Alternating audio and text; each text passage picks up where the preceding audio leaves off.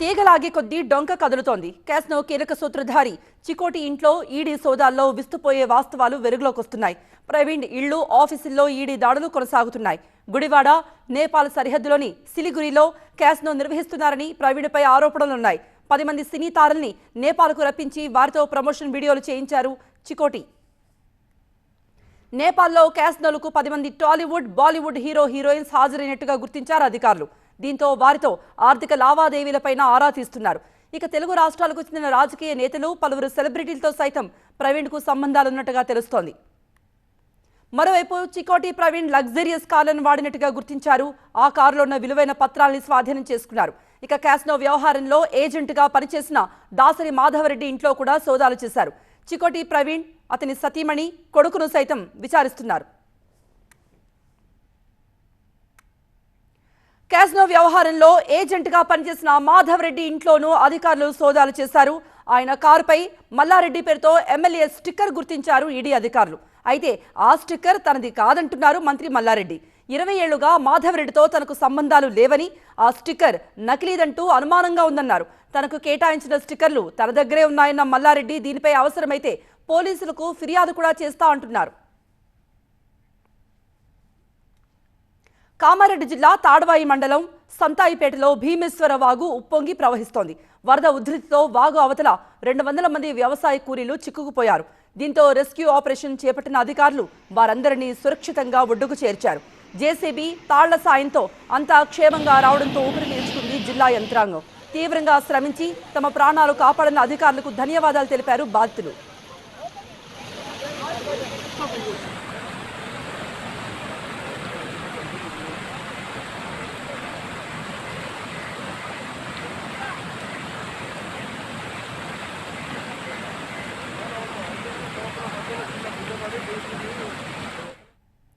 ఢిల్లీ పర్యటనలో ఉన్న సీఎం కేసీఆర్ రాష్ట్రంలో వరద పరిస్థితిపై అక్కడ నుండే సమీక్ష నిర్వహించారు. ఢిల్లీ నుండే తెలంగాణ జిల్లాలతో పాటు హైదరాబాద్ ప్రాజెక్టుల పరిస్థితిపై అధికారులను ఆరా తీశారు. మరోవైపు టీఆర్ఎస్ ఎంపీలతో సమావేశమైన సీఎం కేసీఆర్ వరద సహాయం విడుదల, కేంద్ర వ్యతిరేక విధానాలపై నిరసనలు, ఎంపీలపై సస్పెన్షన్ ఎత్తివేత వంటి అంశాలపై వారికి దిశానిర్దేశం చేశారు. ఇక భారీ వర్షాలు, వరదలకు అపార నష్టం జరిగింది. 1400 కోట్ల వరకు నష్టం జరిగిందని ప్రాథమికంగా అంచనాకొచ్చింది కేంద్రం.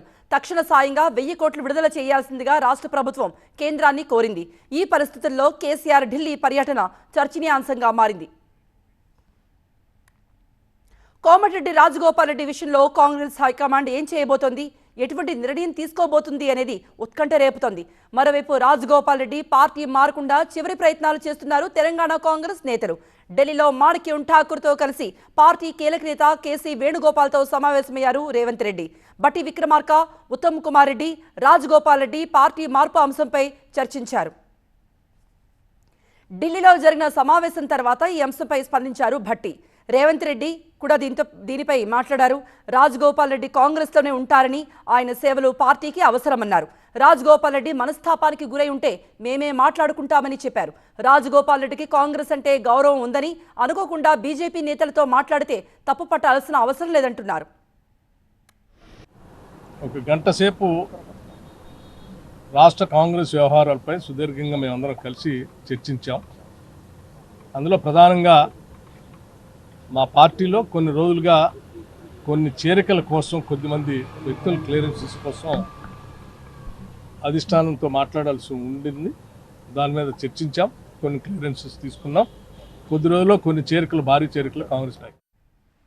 రాజగోపాల్ రెడ్డి వ్యవహారంలో మలుపులేంటి, బర్నింగ్ టాపిక్లో మనం చూద్దాం. ఇక మిగిలిన అప్డేట్స్కి వెళితే అసెంబ్లీ సీట్ల పెంపుపై తెలుగు రాష్ట్రాల ఆశలు ఆవిరయ్యాయి.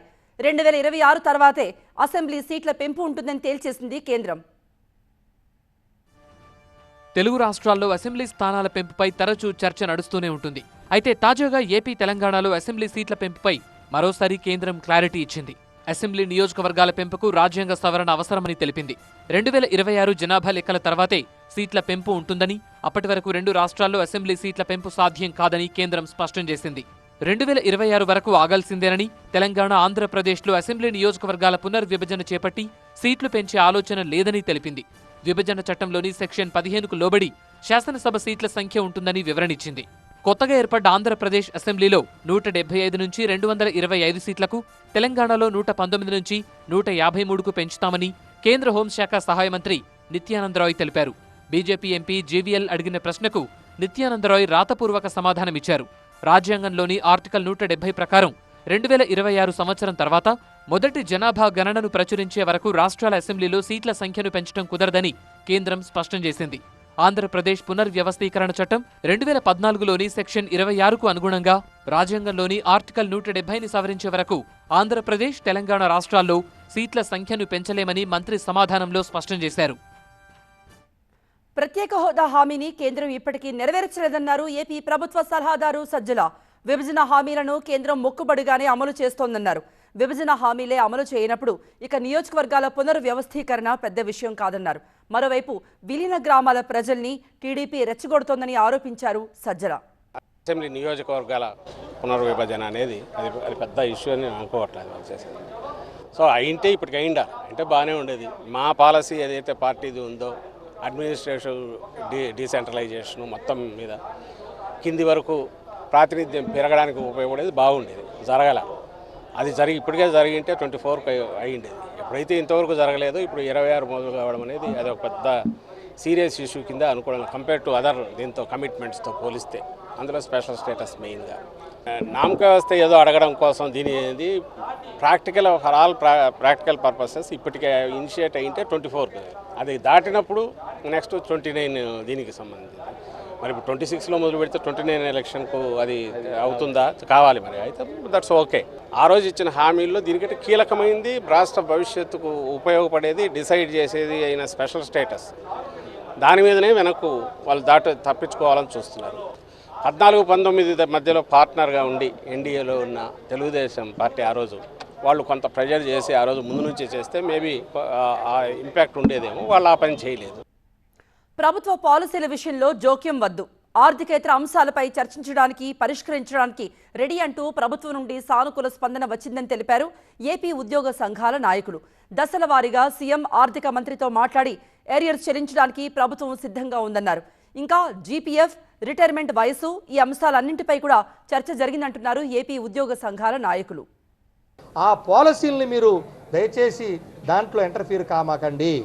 మీకు ఆ పాలసీ సందర్భంగా ఏదైనా నష్టాలు జరుగుతున్నా, ఆ పాలసీ సందర్భంగా మీకు ఏమైనా జీతభత్యాలు పెరగాలన్నా అట్టంటివి మీరు అడగండి. కానీ ప్రభుత్వ పాలసీలని దయచేసి మీరు ప్రశ్నించే విధంగా అది ప్రజల కోసం మేము చేసేటువంటి అంశం. ప్రజలు మాకు దీవిస్తారా ఏం చేస్తారని ప్రజల ఇష్టం. అది దయచేసి ప్రభుత్వంలో భాగమైనటువంటి ఉద్యోగులు పాలసీల జోలుకు మాత్రం వెళ్లకుండా మీకు కావాల్సిన సమస్యలు తప్పకుండా ప్రతి 15 రోజులకు ఒకసారి ఇక నుంచి మేము మరి జీవోఎం ప్రకారం కూర్చొని మేము చర్చించి మీకు ఆర్థికేతర అంశాలన్నీ కూడా మా స్థాయిలో పరిష్కరిస్తాం. విశాఖ మిస్సింగ్ మిస్టరీలో మరో ట్విస్ట్. తన ప్రేమికుడు రవిని రెండో పెళ్లి చేసుకుంది సాయి ప్రియ. క్షేమంగా ఉన్నానని, వెతకద్దు అంటూ తల్లిదండ్రులకు ఆడియో మెసేజ్ పంపింది. తన కోసం వెతికితే చనిపోతామని, తమను బతకనివ్వాలంటూ ప్రాధేయపడింది. అలాగే ప్రభుత్వ అధికారులకు క్షమాపణ చెప్పాలంటూ మెసేజ్లో కోరింది. సాయి ప్రియ విశాఖ ఆర్కే బీచ్లో గల్లంతైందన్న అనుమానంతో ఆమె కోసం ముమ్మరంగా గాలించారు అధికారులు. వారిని ఇబ్బందులు పెట్టినందుకు తనను క్షమించాలంటూ కోరింది సాయి ప్రియ.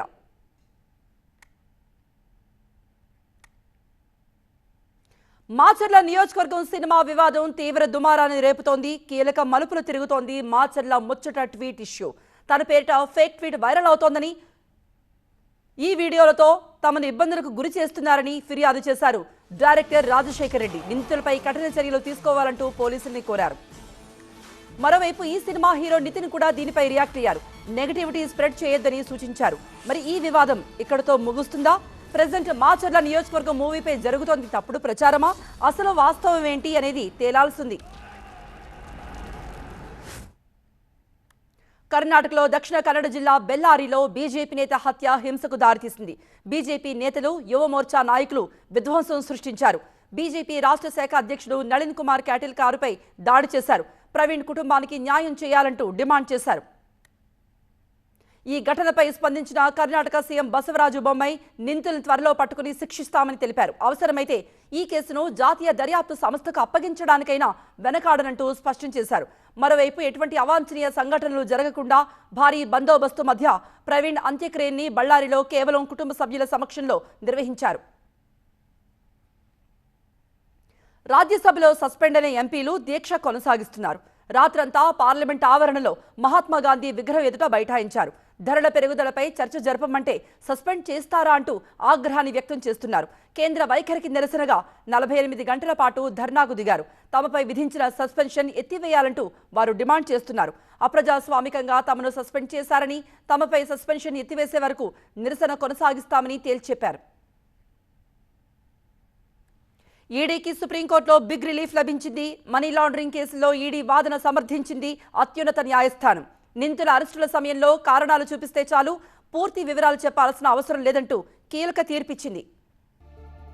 మనీ లాండరింగ్ కేసుల్లో విచారణపై సుప్రీంకోర్టు కీలక వ్యాఖ్యలు చేసింది. దేశవ్యాప్తంగా అంతకంతకు పెరుగుతున్న మనీ లాండరింగ్ వ్యవహారాల నేపథ్యంలో ఎన్ఫోర్స్మెంట్ డైరెక్టరేట్ చర్యల్ని మరింత బలోపేతం చేసేలా ఉన్నత న్యాయస్థానం తీర్పునిచ్చింది. అరెస్టు సమయంలో కారణాలు చూపితే సరిపోతుందని క్లారిటీ ఇచ్చింది.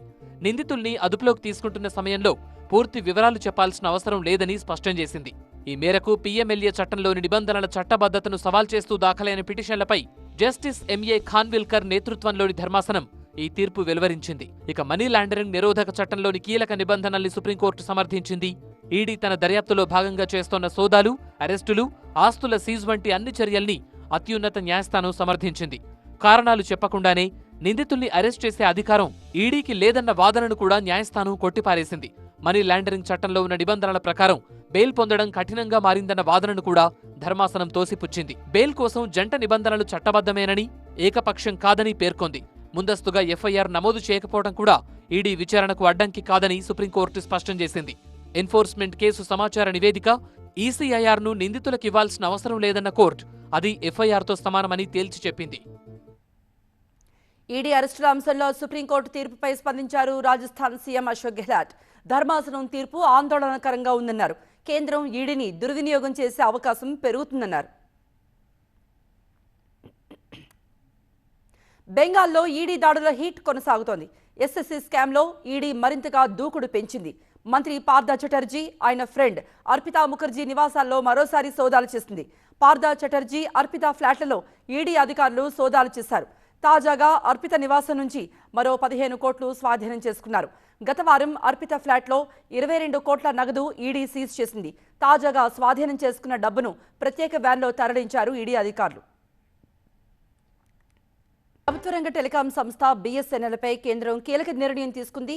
బీఎస్ఎన్ఎల్ 4G సేవల్ని పటిష్టం చేసేందుకు భారీ ప్యాకేజ్ ప్రకటించింది. 1,64,000 కోట్ల ప్యాకేజ్ ప్రకటించింది కేంద్రం. బీఎస్ఎన్ఎల్ సంస్థల విలీనానికి కేంద్ర కేబినెట్ ఆమోదం తెలిపింది. మారుమూల ప్రాంతాల్లో 4G నెట్వర్క్ విస్తరణకు కేంద్రం ఈ కీలక చర్యలు తీసుకుంది. కేంద్ర నిర్ణయంతో రాబోతున్న 2 ఏళ్లలో బీఎస్ఎన్ఎల్ దేశంలో టాప్ టెలికాం కంపెనీగా నిలుస్తుందన్నారు కేంద్ర ఐటీ శాఖ మంత్రి Ashwini Vaishnav. Combination of cash support and non-cash support. Cash support is close to 43,964 crore. Non-cash support is 1,20,192 crores. This package is for a period of 4 years. Most of the package implementation will be done in the first and second years. Practically 60-70% of it or 80% of it will be done in the first and second years. And balance will be spread over the third and fourth years. But we are quite confident that the results will be visible within. ప్రయాణికుల ప్రాణాలతో చెలగాటమాడుతున్న spice jet airlines పై serious action తీసుకుంది DGCA. 8 వారాల పాటు 50% spice jet విమానాలు ఎగిరేందుకే అనుమతి ఇవ్వబోతోంది. Spice jet పై 8 వారాల పాటు ఈ ఆంక్షలు కొనసాగుతాయి. ఇటీవల కాలంలో స్పైస్ జెట్స్ తరచుగా ప్రమాదాలకు గురవుతున్నాయి.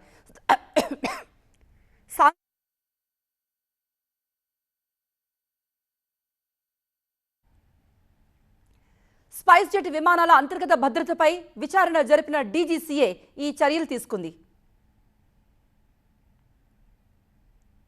తమిళనాడులో భారీ వర్షాలు, వరదల విలయం కొనసాగుతోంది.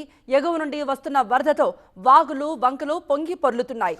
తెన్కాశీలో కుట్రాలం వాటర్ ఫాల్స్ ఉధృతంగా ప్రవహిస్తోంది. జలపాత అందాల్ని చూసేందుకు పర్యాటకులు క్యూ కట్టారు. జలపాత సోయగాలను చూసేందుకు వచ్చిన 2 సందర్శకులు వరద నీటిలో కొట్టుకుపోయారు. వారి కోసం గాలింపు చర్యలు మొదలుపెట్టారు అధికారులు.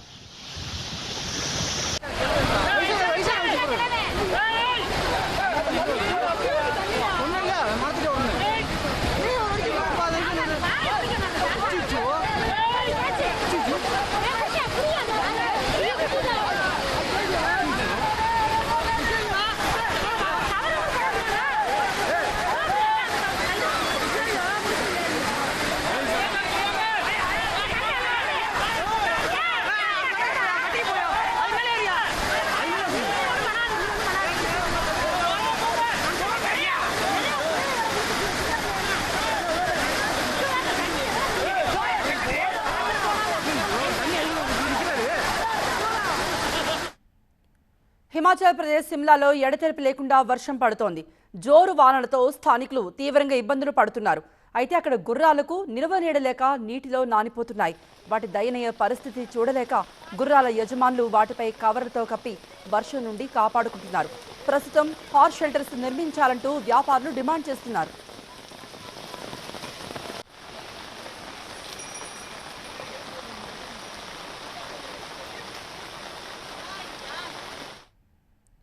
అమెరికా మిస్సోరీ భారీ వరదలకు విరవిరలాడిపోతోంది.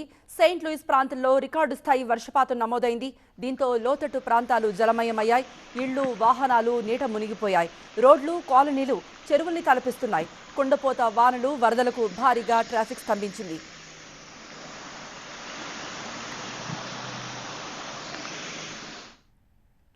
పాకిస్తాన్లో వరదల బీభత్సం కొనసాగుతోంది. కుండపోత వానలు వరదలకు జనజీవనం అస్తవ్యస్తమైంది. ఇంకా వరద గుప్పిట్లోనే చిక్కుకున్నాయి పలు ప్రాంతాలు. ఇప్పటి వరకు 300 మందికి పైగా మృతి చెందారు.